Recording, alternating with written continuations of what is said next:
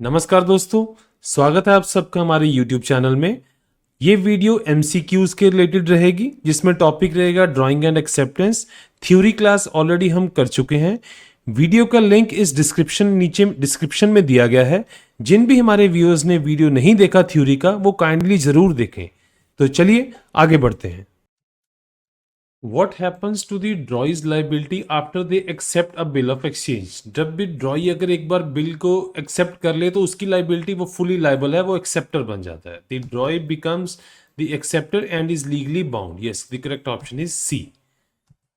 What is qualified acceptance in a bill of exchange? Qualified acceptance क्या होता है? जिसमें आप टर्म्स एंड कंडीशंस थोड़ी मॉडिफाई करते हो। Acceptance that alters terms like maturity, amount और place of payment. Correct option is B. When is presentment for acceptance required for a bill of exchange? किस केस में प्रेजेंटमेंट जरूरी है? जब after sight bill हो या कुछ टर्म्स एंड कंडीशंस में मेंशन हो। For bills payable after sight to fix the maturity date. Correct option is C. What is the purpose of acceptance for honor in a bill of exchange? Acceptance for honor क्या होता है दोस्तों? कि जब भी main primary ड्रॉई जो bill accept नहीं करता, तो ड्रॉअर का ऑनर बचाने के लिए जो एक थर्ड पार्टी बिल को एक्सेप्ट करती है, उसको बोलते हैं acceptance for honour. To protect the honour of drawer और endorser when the bill is not accepted and is protested. Protest होना कंडीशन मैंडेटरी है। जब प्राइमरी ड्रॉई ने नहीं एक्सेप्ट करा तो प्रोटेस्ट होगा, उसके बाद एक्सेप्टेंस फॉर ऑनर होगा। Correct option is a. In the context of bill of exchange, what is the significance of the drawee signing the bill with the word accepted? ये ही acceptance बताता है। जब उसने accepted लिख के sign कर दिया, it means now he is fully liable. It indicates the drawee's willingness to pay. Yes, वो payment करना चाहता है, making them the accepted. The correct option is B.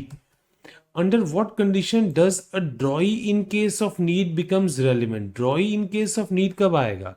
जब जो एक्चुअली प्राइमरी ड्रॉई है वो एक्सेप्ट नहीं कर रहा बिल, ठीक है, तब इसका रोल प्ले आ गया। बट डिसऑनर होना जरूरी है, नोटिंग एंड प्रोटेस्ट जरूरी है। उसके बाद ड्रॉई इन केस ऑफ नीड, जो कि बिल के ऊपर मेंशन होगा, उसके सामने बिल को प्रेजेंट करा जा सकता है for the acceptance. When the bill is protested for non acceptance by the drawee. Yes, the correct option is D. If a bill of exchange is dishonored by the acceptor, who bears the primary liability? अगर dishonor हो गया, acceptor है, it means एक बार bill accept हो चुका है, तो primary liability ड्रॉई की रहेगी। The acceptor is primary liable. Do you notice? Yes, the correct option is A. Why might a recovery action under the Indian Contract Act must be pursued instead of NIA if the drawee does not accept a bill? अगर ड्रॉई accept नहीं करता तो NIA के under वो liable नहीं है, क्योंकि but आप डिसऑनर करके तो वो इंडियन कॉन्ट्रैक्ट एक्ट के अंदर आप उसकी प्रोसीडिंग्स करवा सकते हो। So therefore the correct option should be the NIA does not apply to the bills, cancel the Indian contract exempts. No, the Indian contract allows recovery from the drawee who avoids liability by not. Yes, the correct option is C. What is the key difference between general acceptance and an acceptance for honor? General acceptance में सारी terms को fulfil agree किया जाता है, and acceptance for on but and acceptance for honour के case में क्या है, ये तब होता है अगर जो ड्रॉई है वो एक्सेप्ट करने से मना कर दे। देखते हैं अब। General acceptance of involves altering bill. No, general acceptance done by the drawee with full liability, while the acceptance for honor is done by the third party to protect the drawers. Yes, correct option is B. What is the key difference between general and acceptance for honor? General acceptance सारी conditions fulfill, acceptance for honor सिर्फ honor protect करने के लिए होता है, but इस case में भी liability इस पार्टी की रहेगी। General acceptance of requires a protest, no, involves altering bills, no, after maturity, while the no, general acceptance is done by the drawee with full liability, while the acceptance for the null method to. Yes, the correct option is D. What is the effect of bill being accepted after its maturity date? अगर maturity date के बाद accept होता है तो on demand उसको payment करना पड़ेगा। The acceptor must pay immediately on demand. Correct option is B. Who can legally accept a bill of exchange? कौन bill of exchange accept कर सकता है? कोई भी competent person Indian Contract Act according. Major, sound mind, yes. Other, no. General acceptance is done by the drawee with full liability, while the acceptance for the null method to. Yes, the correct option is D. What is the effect of bill being accepted after its maturity date? अगर maturity date के बाद accept होता है तो on demand उसको payment करना पड़ेगा। The acceptor must pay immediately on demand. Correct option is B. Who can legally accept a bill of exchange? कौन bill of exchange accept कर सकता है? कोई भी competent person Indian Contract Act according. authorized and any authorized person by the institution. Okay, correct option is B. Under what circumstances presentment for acceptance not required for a bill of exchange? presentment किस case में नहीं चाहिए? when the bill specifies acceptance is no, इस case में तो चाहिए होगा. when the bill payable after sight, yes, after sight bill के केस में भी चाहिए होगा. when the bill payable on demand or after date, yes, on demand और आफ्टर डेट के केस में नहीं चाहिए होगा. दोस्तों आफ्टर डेट का मतलब यही होता है, for example 90 days after date लिखा है, इट मींस जो डेट उस पर डली है उसके 90 दिन के बाद मेच्योरिटी होगा. तो इन केसेस में प्रेजेंटमेंट नहीं चाहिए होगा. ओके, तो correct option is C. What happens to the liability of the drawer and endorsers before the drawee accept? जब तक वो एक्सेप्ट नहीं करता है तो लाइबिलिटी ड्रॉर एंड इंडोर्सर की ही रहेगी. They are primary liable, they are second, but वो सेकेंडरी लाइबल होंगे पेंडिंग एक्सेप्टेंस, बिकॉज अभी एक्सेप्टेंस पेंडिंग है. There are secondary liable pending acceptance. Holder accepts a qualified acceptance without informing. Qualified के case में दोस्तों इंडोर्सर एंड ड्रॉर को बताना जरूरी होता है. अगर उनको नहीं बताया तो उनकी कोई रिस्पॉन्सिबिलिटी नहीं होगी. Therefore the correct option is drawer is discharged from liability. C is the correct option. What is the primary consequence if drawee refuse to accept a bill of exchange? अगर वो रिफ्यूज कर देता है तो non acceptance dishonour हो गया. तो क्या आएगा? The drawer and endorser remains primary liable and recovery can be pursued. Okay, yes, drawer and endorser की रिस्पॉन्सिबिलिटी रहेगी. Therefore the correct option is B.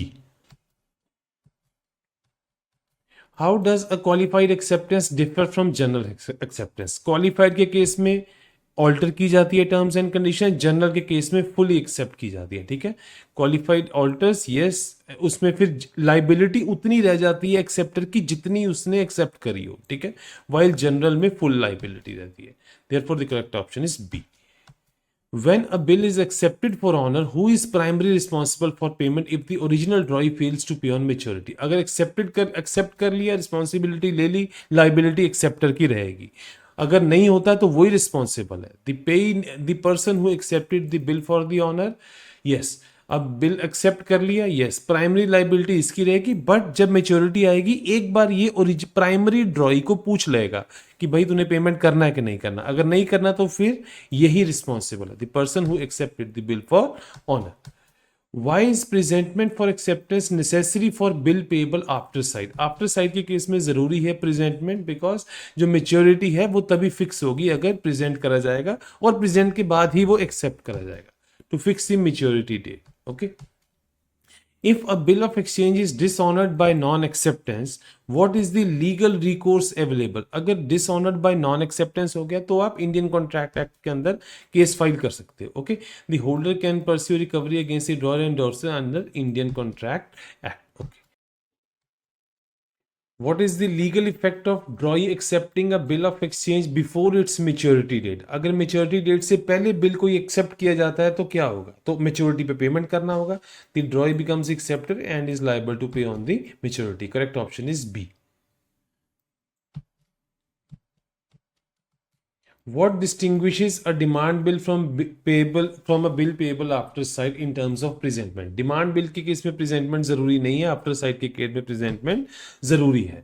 A demand bill does not require for acceptance while bill payable after sight, yes. Correct option is B.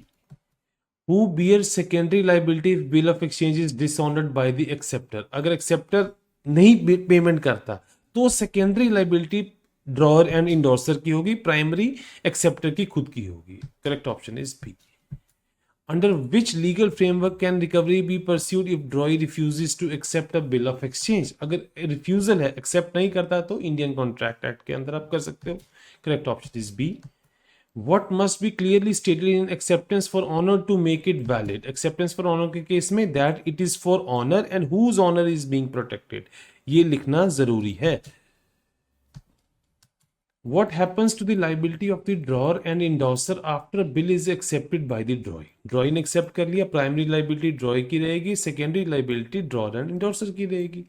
They become secondary liable. Therefore, the correct option is C.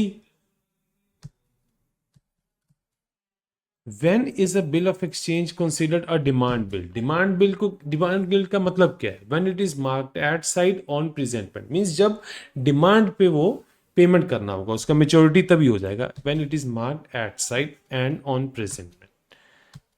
What role does the drawee in case of need play in a bill of exchange? Drawee in case of need कब आता है? जब primary drawee accept नहीं करता। They are named to pay if the primary drawee refuses to accept or pay. Why might a bill of exchange require presentment for acceptance even if it is not payable after sight? देखो after sight के case में तो requirement है, but अगर नहीं है तो कहते हैं फिर भी कई बार जरूरत पड़ती है अगर बिल में मेंशन हो तो, because the bill explicitly state that acceptance is required. अगर बिल में मेंशन है तो correct option is B. If a bill of exchange is not presented for acceptance, अगर प्रेजेंट ही नहीं करा गया, ठीक है, when required what is the consequence, जब जरूरत थी तब प्रेजेंट ही नहीं करा गया तो ड्रॉअर एंड इंडोर्सर की कोई जिम्मेवारी नहीं होगी, बिकॉज वो तो बोलेंगे ना कि आप प्रेजेंट तो करो तभी वो एक्सेप्ट करेगा और उसके बाद मेच्योरिटी पे पेमेंट होगा तो drawer and endorsers are discharged. ABC Private Limited sells good to XYZ and draws a bill directly, ठीक है, okay. Who is payee? Beneficiary कौन रहेगा, पेमेंट किससे होगा, PQR को, ये पेई रहेगा इस केस में। चाहे जरूरी नहीं है कि ड्रॉअर ही पेई हो, थर्ड पार्टी भी हो सकती है, या आ जाता है और ऑर्डर, ये हमने ऑलरेडी पढ़ चुके हैं, तो फिर PQR is the correct option. Why is it essential for bill payable after sight to be presented for acceptance? After sight bill जरूरी है क्योंकि मेच्योरिटी के लिए, इसलिए वो जरूरी है। In after sight bill maturity is calculated, ठीक है ना, ओके।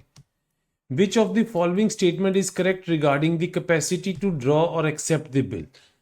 कैपेसिटी के लिए कौन सी जरूरी है, ड्रॉ और accept. Minor can draw and is fully liable, yes minor is fully liable but draw है, एक्सेप्ट वो कर नहीं सकता, ठीक है, correct option is minor can draw but cannot be held liable, sorry, minor is not fully liable, minor can draw a bill but it cannot be held liable, minor cannot accept the bill, therefore correct option is C, A is not the correct option. If a bill is accepted after its maturity date, when is the payment due? After maturity date accept करा गया, जब भी वो demand करा जाएगा तब payment करना पड़ेगा आपको, correct option is C. Which of the following is not true about acceptance for honor? Honour के लिए कौन सी ट्रू नहीं, it is done to protect, ये तो ठीक है, इट रिक्वायर्स अ प्रोटेस्ट, ये भी ठीक है, it makes the acceptor primary liable in all cases, it must, acceptor तो नहीं है, ठीक है, it must clearly state whose honour is being, ये भी ठीक है, therefore the option, this option is not good, it makes the acceptor primary liable in all cases, C is the correct option. In which of the following situation is presentment for acceptance mandatory? Presentment किस case में जरूरी है, after site और demand bill में, okay. Presentment जरूरी होगा after sight bill में, on demand में प्रेजेंटमेंट जरूरी नहीं है, therefore this is not good, demand draft not, draw is not, therefore after sight bill. A drawee accepts a bill with a condition that he will pay only 1 lakh instead of 2 lakh, ये आ गया qualified acceptance, ठीक है, this is qualified, इसमें terms and condition modify कर दी गई, तो but इस case में जो फिर एक्सेप्ट कर रहा है उसकी लाइबिलिटी 1 लाख तक की ही रहेगी, वो 2 लाख के लिए लाइबल नहीं होगा, बाकी पेमेंट आपको ड्रॉअर एंड इंडोर्सर से लेनी पड़ेगी through NIA, correct option is qualified acceptance.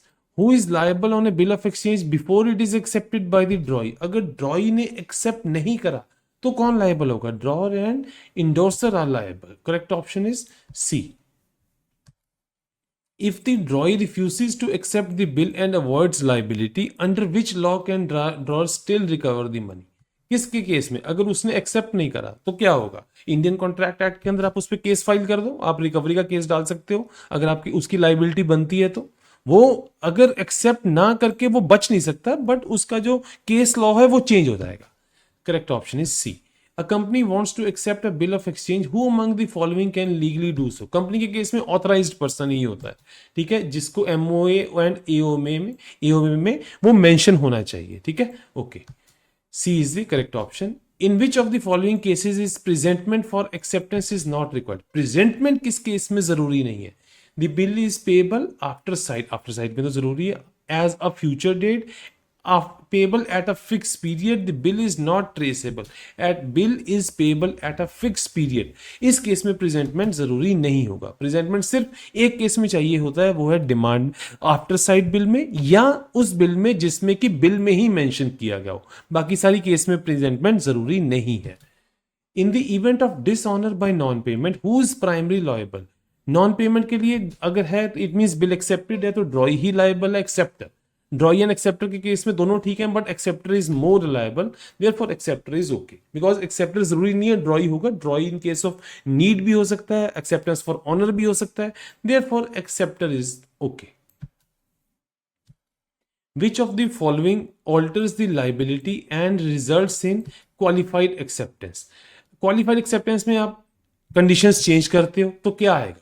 Acceptance for lesser amount, normally यही रहता है, ठीक है। एक्सेप्टेंस फॉर जैसे 2 लाख का बिल है, आपने 1 लाख के लिए एक्सेप्ट कर लिया तो क्वालिफाइड एक्सेप्टेंस आएगा, okay. Which of the following constitutes a valid acceptance under NIA? NIA के अंदर वैलिड एक्सेप्टेंस क्या आएगा? Writing accepted on the face, yes it is valid. Oral, no.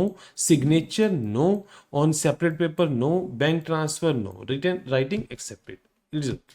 In which case can a bill be deemed duly accepted even without presentment? अगर present ही नहीं करा गया but except हो गया, अगर आपने पहले ही साइन करवा लिया तो लेट सपोज आप पर्सनली कहीं पे ड्रॉई को मिले, आपने उसे एक्सेप्टेड लिखवा के साइन करवा लिया, तो अब स्पेशली प्रेजेंट करने की जरूरत नहीं होगी, तो it is deemed to be presented. Correct option is B. What is the legal status of a bill accepted after its due date? अगर ड्यू डेट के बाद एक्सेप्ट किया जाता है तो उसकी मेच्योरिटी कब होगी? ऑन डिमांड, जब भी वो डिमांड कर दिया जाएगा। Therefore the correct option is B. A bill says pay 50,000 if goods reaches safely. देखो वो बिल ऑफ एक्सचेंज ही वैलिड नहीं है अगर कंडीशनल है तो। Bill be already invalid, yes it is good. Which act of holder can discharge the endorser from the liability? Endorsers को कैसा बचा जा सकता है? देखो, अगर क्वालिफाइड एक्सेप्टेंस के केस में इंडोर्सर एंड ड्रॉअर को बताना जरूरी है, बट अगर आपने वो काम कर लिया, क्वालिफाइड एक्सेप्टेंस को एक्सेप्ट कर लिया, तो बिना उनकी कंसेंट के तो वो लायबल नहीं होंगे, ठीक है। क्योंकि क्वालिफाइड के केस में जितना पेंडिंग अमाउंट रह जाता है उसको ड्रॉयर एंड इंडोर्सर लायबल है, बट अगर आपको बताना पड़ेगा, जो आप होल्डर है उसको बताना पड़ेगा कि भाई क्वालिफाइड एक्सेप्टेंस हुआ है, फुल एक्सेप्टेंस नहीं हुआ, तो अगर नहीं बताते तो उनकी कोई रिस्पॉन्सिबिलिटी नहीं रहेगी, okay. A clerk in a company without any board resolution, ठीक है, वो बिल ऑफ एक्सचेंज एक्सेप्ट करता है तो लीगल स्टेटस क्या रहेगा? Valid as he is an employee, no. Void as clerk cannot handle bill, no. Not binding unless ratified by company, yes. जब तक कंपनी साइन नहीं कर देती, अप्रूव नहीं कर देती, वो बिल ऑफ एक्सचेंज बाइंडिंग नहीं है, लाइबिलिटी बाइंडिंग नहीं रहेगी, नॉट बाइंडिंग, ठीक है। Therefore the correct option is C. वो कंपनी को रेटिफाई करना पड़ेगा, मींस अप्रूव करना पड़ेगा, okay. A bill contains the condition pay 75,000 only if the machinery performs. No, this is not the valid because it is a conditional order. The drawee accepts it. Drawee ने अगर accept कर भी लिया फिर भी कुछ नहीं होगा, ठीक है। bill in null and void है, okay. The correct option is D. तो ये वीडियो यहीं पे समाप्त होती है। कॉन्ग्रेचुलेशंस, हमने 50 MCQs ड्राइंग एंड एक्सेप्टेंस पे कंप्लीट कर लिए हैं। अगर आपको हमारा ये वीडियो पसंद आया हो तो लाइक, शेयर एंड सब्सक्राइब जरूर करें। और भी आने वाली वीडियोस बिल ऑफ एक्सचेंज पर होंगी जिसमें थ्योरी क्लासेस एंड एमसीक्यूज रहेंगे, तो काइंडली वो भी जरूर देखिए। Thank you so much.